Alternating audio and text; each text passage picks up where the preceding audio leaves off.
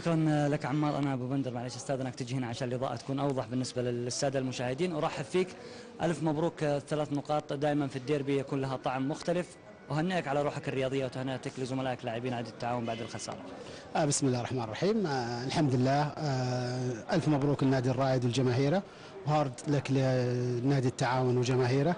الحقيقة المباراة كانت جيدة وممتعة صراحة من الطرفين. الفريق التعاون نادي كبير وله جمهوره واحترامه وتاريخه، لكن اليوم ما كان في يومه. اليوم كان يومنا حنا، والحمد لله حصلنا على ال3 نقاط، وهذا اللي كان صراحة محتاجينه. الحمد لله الآن طلعنا إلى الخانة الازدواجية، صار عندنا 11 نقطة. هذا شيء طيب على نهاية الموسم. باقي لنا مباراة مؤجلة إن شاء الله، وبإذن الله الآن المباراة هذه انتهت والحمد لله على كل حال.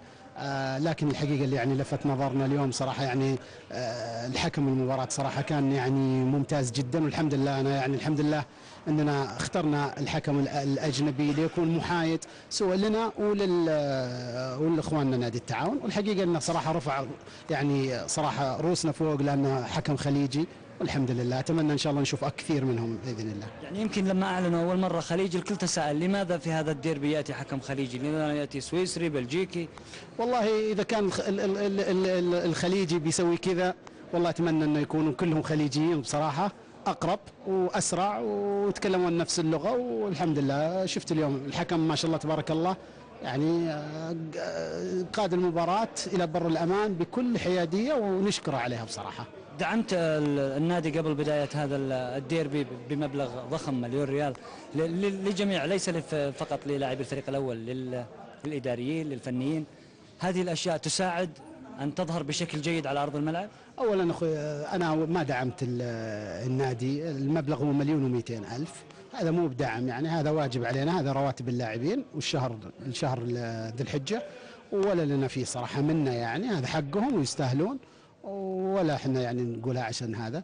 لكن نحبنا صراحة في مباراتنا هذه ان شاء الله. احب اني اقول اول شيء الجماهير نادي الرائد، اللاعبين اليوم اهدوا لكم ال3 نقاط، وانا صراحه اهدي للجماهير اننا ابشرهم اننا وقعنا مع اللاعب ديبا واللاعب عصام الراقي للسنه القادمه، ولكي ان شاء الله نحصل على فريق متجانس من الان. فكر في السنه القادمه ان شاء الله، طموحنا ان شاء الله السنه القادمه يكون اكبر من طموحنا السنه هذه. الحمد لله الفريق كل ما في تصاعد، وهذه المباراه ان شاء الله بتدفعنا الى ان شاء الله تقديم المزيد. كان لعمار السويح مشوره في عمليه التجديد؟ والله شوف، بكل امانه احنا اختصرناها، ما تكلمنا صراحه مع الكابتن عمار، لكن الكابتن عمار مشيد في اللاعبين هذولا، وانا اتوقع ان شاء الله ان الكابتن عمار بيبارك لنا في الشيء هذا. ولكن في اداره نادي الرائد نحب نعمل كل اعمالنا السريه، فما حبينا صراحه انه يطلع يمين ويسار، وهذا علما بثقتنا بالكابتن عمار. ولكن اللاعب موجود، واحد تعرفه احسن من واحد ما تعرفه. ديبا معروف للاوساط الرياضيه، واعتقد ان شاء الله انه هو اضافه كبيره لنادي الرائد، علما انه ما شارك الا في اخر 3 مباريات، وما زالت لياقته لم تكتمل بعد. لكن وعصام الراقي برضه لاعب مؤدي مجهود كبير. فالحمد لله لما يكون عندنا اثنين هذولا نكون ان شاء الله تخلصنا من 50% من لاعبي الاجانب، لاعبين تعرفهم للموسم القادم يكون افضل ان شاء الله. خف الضغط عليك؟ والله فعلا الضغط، اقول لك خف الضغط الحمد لله. ولكن الحمد لله والشكر ليس عشان نفزنا اليوم. انا ثقتي في اللاعبين كبيره جدا. في بدايه الموسم وكان عندنا نقطه واحده وسبق انهزمنا من نجران، وطلعت وتكلمت وقلت انا اوعد ان شاء الله جماهير نادي الرائد ان شاء الله نكون ضمن ال8، والحمد لله ان شاء الله بنوصل لحظنا.